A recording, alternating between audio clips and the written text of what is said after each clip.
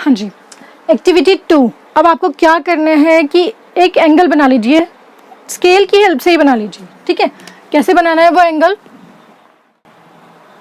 मैं नेमिंग इसकी आपके बुक के अकॉर्डिंग ही कर रही हूँ, ए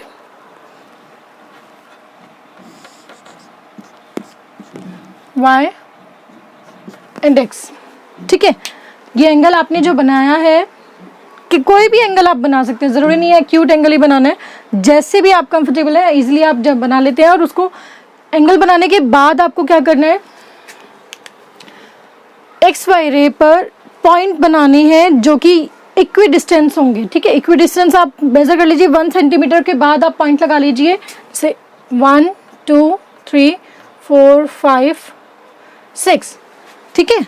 ये इक्वी डिस्टेंस है, मतलब अगर यहाँ पर 1 सेंटीमीटर स्पेस है तो यहाँ पर भी 1 सेंटीमीटर ही होगा, दोनों के बीच में डिस्टेंस इक्वल होगा। नेमिंग में आपकी बुक के अकॉर्डिंग कर रही हूँ, P Q D R and B, ठीक है। अब क्या करेंगे, जो डी पॉइंट है इसको आप मिला दीजिए कहाँ पर, ए वाई से। या पहले पॉइंट बनाने के बाद आप क्या करेंगे, बी पॉइंट को ए वाई से मिला दीजिए, जहां पर ये इंटरसेक्ट करेगा वो पॉइंट होगा सी, ठीक है। सी पॉइंट हो गया ये।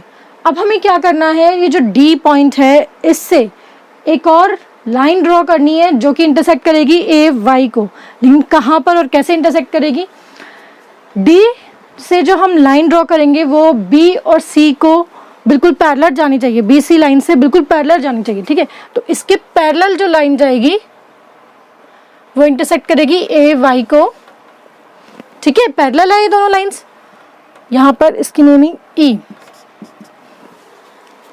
मैं बार बार रिपीट कर रही हूँ, बी सी के पैरेलल क्या है, डी ई। यहाँ पर हमने लाइन जो पॉइंट बनाए थे वो मेजर करके बनाए थे डिस्टेंस, यहाँ हमने कुछ भी मेजरमेंट नहीं किया, सिर्फ बी को सी से मैच कर दिया, ठीक है। अब जो ये लाइन बनी है इसके पैरेलल मैंने डी ई लाइन बनाई है, और ये सेम आप भी बनाएंगे, सुनकर सिर्फ सिर्फ सुनना नहीं है, करना है साथ में इस एक्टिविटी को, ठीक है। अब हम क्या करेंगे, अब हम जानते हैं कि ये डिस्टेंस क्या है, इक्वी डिस्टेंस, तो ठीक है। इक्वी डिस्टेंस मतलब A P is equals to P Q is equals to Q D equals to D R R B, ठीक है। अब समझ आ गया, अगर ये 1 सेंटीमीटर है तो ये भी 1 सेंटीमीटर है, ऐसे। नाउ नेक्स्ट क्या करना है, अब आपको हम जानते हैं यहाँ पर कितने यूनिट हमने कवर किया है, 1 2 3, ठीक है, 3 यूनिट्स है। तो ए डी क्या हो गया, 3। उसके बाद कितना, इस ट्रायंगल में कितनी यूनिट्स और बची, डी बी क्या है, कितने यूनिट्स है यहाँ पर, 2, डी बी हो गया 2। तो मैं इसको लिख सकती हूँ A D upon D B is equals to, am I correct. A D का हमें पता है डिस्टेंस यहाँ पर हो गया 1 2 3 यूनिट्स था, 3, बी डी इज 2, तो A D upon B D is 3 upon 2, ठीक है।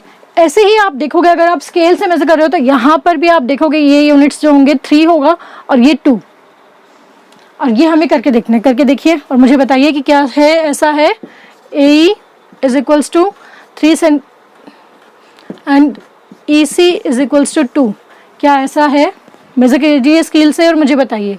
और फिर आप देखेंगे जब ए ई अपॉन ई सी करते हैं हम, तो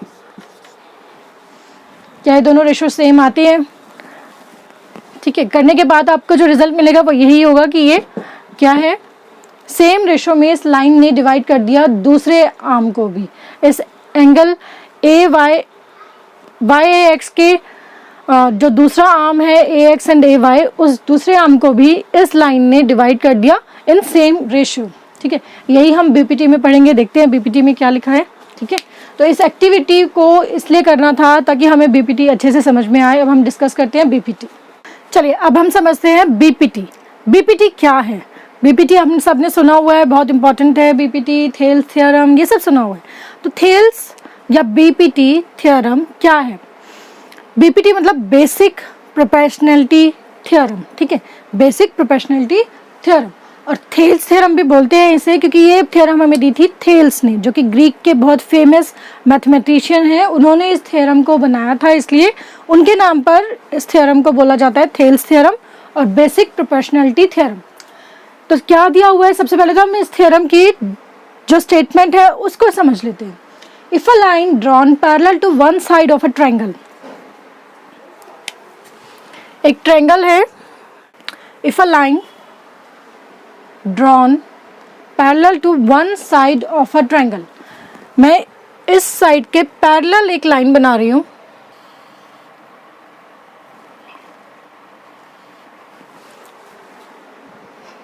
मैंने ये BC लाइन के पैरेलल एक लाइन बनाई है DE। The parallel to one side of a triangle to intersect the other side, other side को इंटरसेक्ट कर रही है वो two sides in distinct points, ठीक है, D और E पर वो इंटरसेक्ट कर रही है। The other two sides are divided in the same ratio, जो अभी हम एक्टिविटी में बहुत अच्छे से समझ चुके हैं, है ना। एक्टिविटी जो हमने की थी वो यही थी, हमने उसमें एंगल लिया था, सपोज कर लो जो एंगल लिया था वो एंगल है ऐसे P, यहाँ पर था y P x, यही था। इस एंगल को हमने यहाँ पर एक लाइन बनाकर डिवाइड कर दिया है ट्रायंगल को, जो अब हमने एंगल नहीं ट्रायंगल लिया है, तो इस ट्रायंगल को हमने इस लाइन से डिवाइड कर दिया है, जो कि इंटरसेक्ट कर रहे हैं D और E, जो पैरेलल साइड के जिस साइड के लाइन मैंने पैरेलल ली है BC साइड की जो पैरेलल लाइन है वो बाकी दो साइड को इंटरसेक्ट करेगी D पर और E पर रिस्पेक्टिवली, ठीक है। तो ये तो हो गया स्टेटमेंट में जो लिखा हुआ है। अब हमें इसको प्रूव करना है कि क्या प्रूव करना है, प्रूव ये करना है कि जो जिस पार्ट में डिवाइड हुई हैं दो लाइंस AC AB और AC जो डिवाइड हुई हैं वो क्या है, इक्वल है, ठीक है। तो देखते हैं कैसे प्रूव करेंगे। स्टेटमेंट आई गेस बहुत अच्छे से समझ में आ गई होगी आपको, तो आगे चलते हैं। प्रूव करने के लिए हमें सबसे पहले क्या करना होगा, थोड़ी सी कंस्ट्रक्शन इसमें करनी होगी। क्या कंस्ट्रक्ट करेंगे हम, आप क्या कीजिए, D एंड C को मिला दीजिए, B एंड E को मिला दीजिए, ठीक है। ये हमने क्या किया, कंस्ट्रक्शन की है, D और C को मिला दिया, B एंड D को मिला दिया। अब आप क्या करेंगे, D से आपको एक लाइन ड्रॉ करनी है जो कि परपेंडिकुलर होगी किस पर, AE पर, ठीक है। तो परपेंडिकुलर यहाँ पर आप ड्रॉ कर लीजिए और ऐसे ही E से आप परपेंडिकुलर ड्रॉ कर लीजिए। अब ये परपेंडिकुलर क्या है ध्यान से समझिएगा। जब भी हम, मेरे पास एक ट्रायंगल है जो कि कुछ ऐसा है, मुझे इसकी हाइट चाहिए। हाइट क्या होती है, यही तो हाइट है, ये हम पहले पढ़ चुके हैं ना। ये क्या है, ये वाली जो लेंथ है ये हाइट है ना। अगर ये ट्रायंगल, अगर मैं इसकी हाइट, चलिए मैं ऐसे एक ट्रायंगल बनाती हूँ। अब मैं इसकी हाइट कैसे लूँगी, ये भी हम पहले कर चुके हैं प्रीवियस क्लासेस में। ये जो परपेंडिकुलर होगा इस बेस पर, ये हाइट ही तो है, इस ट्रायंगल की हाइट यही तो है ना। अगर आप बेस, इस लाइन को अगर आप बेस ले लेते हैं, ये अगर आपका बेस है तो ये आपकी हाइट हो जाती है, ठीक है। अगर आपका बेस ये है तो हाइट आपकी ये है। अब हमें इस सी एग्जाम्पल से यहाँ पर समझना है, जो ट्रायंगल अभी हम देखेंगे कौन सा बन रहा है और उसकी हाइट यहाँ से आएगी, इस परपेंडिकुलर से आएगी। इस परपेंडिकुलर को बनाने का हमारा पर्पस यही था कि ये जो, अब देखो AD बेस पर जो ट्रायंगल बन रहा है, कौन सा ट्रायंगल है वो, ये वाला जो ट्रायंगल है, ठीक है। इस ट्रायंगल का जो बेस होगा वो यहाँ से आएगा, ठीक है। इसलिए हमने ये परपेंडिकुलर बनाया। अब हम देखते हैं कि इसको प्रूव कैसे करना है, ठीक है।